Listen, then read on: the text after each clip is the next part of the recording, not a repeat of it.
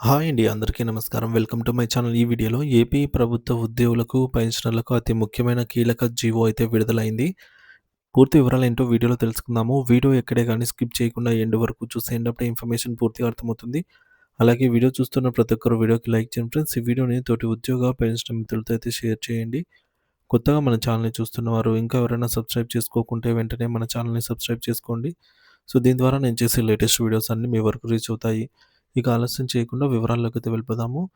Friends, ఇక విషయానికొచ్చినట్లయితే ఆంధ్రప్రదేశ్ ప్రభుత్వ ఉద్యోగులు, పెన్షనర్లకు శుభవార్త. పెండింగ్ చెల్లింపులకు మార్గం సుగమం.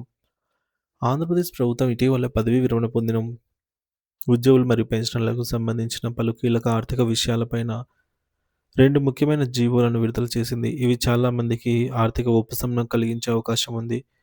మొదటిది APGLI group insurance pending bill వడ్డీ రేట్ల సవరణ. జీవోఎంఎస్ నంబర్ 65 అక్టోబర్ 27వ తేదీ నిన్నటి రోజున విడుదలైంది.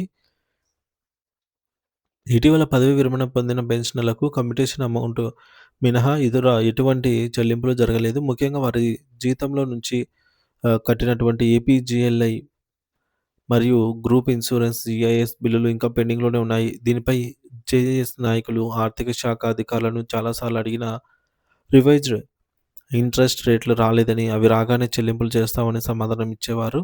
అయితే ప్రభుత్వం నిన్నటి రోజున అనగా అక్టోబర్ 27న ఈ రివైజ్డ్ ఇంట్రెస్ట్ రేట్లకు సంబంధించి జీవోను విడుదల చేసింది.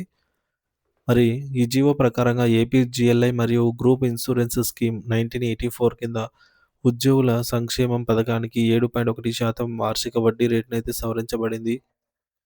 ఈ యొక్క సవరించిన వడ్డీ రేట్లు క్రింది కాలానికి వర్తిస్తాయి. ముఖ్యంగా జూలై 1, 2024 నుండి 31 డిసెంబర్ 2024 వరకు మరియు జనవరి 1, 2025 నుంచి 30 జూన్ 2025 వరకు.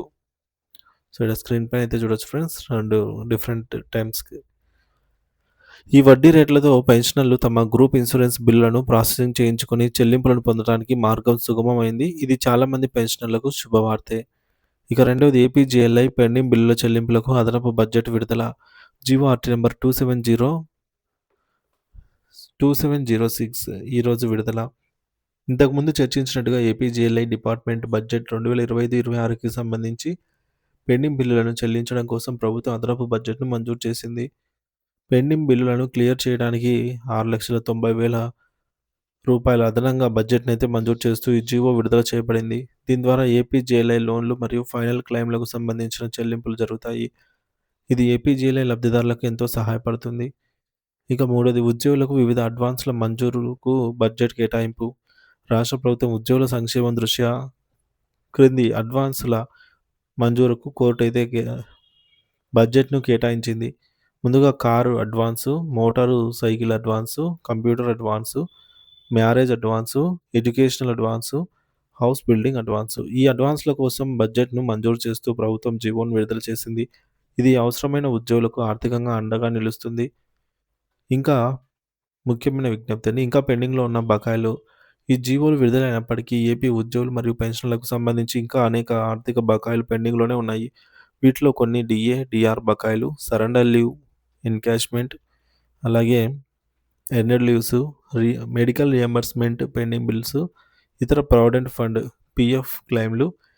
ఈ పెండింగ్ బకాయిలను విడుదల చేయడానికి కూడా ప్రభుత్వం త్వరగా జీవోలను విడుదల చేయాలని, తద్వారా ఉద్యోగులు మరియు పెన్షనర్లు ప్రస్తుత ఆర్థిక పరిస్థితి నుండి కాస్తైనా రక్షించబడగలగాలని వారు కోరుకుంటున్నారు.